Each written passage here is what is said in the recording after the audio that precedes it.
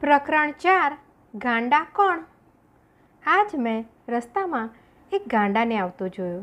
એણે શરીરે અસંખ્ય ચિત્રાઓ વળગાડ્યા હતા. એના હાથમાં એક ફૂટલું તૂટલું ડબલું હતું. પગમાં એણે વિચિત્ર પ્રકારના જોડા પહેર્યા હતા. માથે અનેક કોડી શંખલા છીપલાની ટોપી ઓઢી હતી.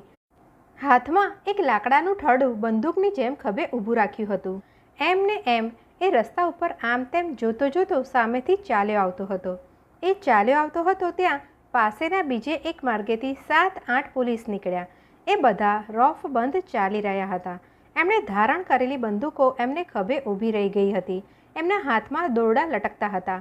એમનો રસ્તો વચ્ચેથી જતો હતો એટલે એમને આવતા જોઈને ગાંડો ત્યાં ઊભો રહી ગયો અને થોડીવાર તેમની સામે જોઈ રહ્યો.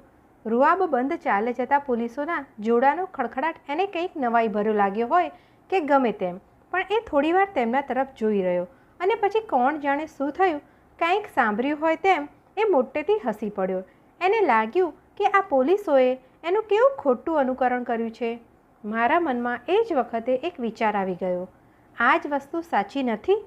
આ પોલીસો પેલા ગાંડા કરતાં પણ વધારે ગાંડા નથી?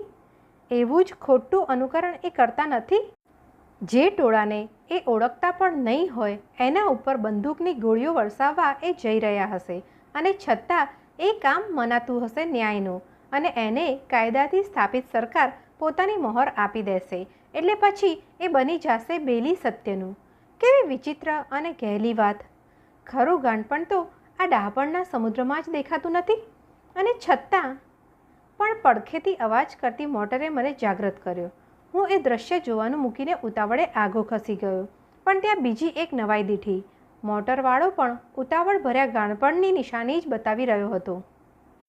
ત્યારે જ મને લાગ્યું કે આપણે ડાહ્યાઓએ હવે એક નવીન પ્રકારના ગાંડપણનો વારસો મેળવ્યો છે.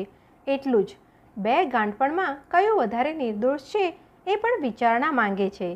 છતાં ખૂબી એ છે કે જેમ ગાંડો પોતાને ડાહ્યો માને છે તેમ આ નવી સૃષ્ટિના ગાંડાઓ પણ પોતપોતાને તો હોશિયાર જ ગણતા લાગે છે, આપણી સરકારના આંકડાશાસ્ત્રીઓની જેમ.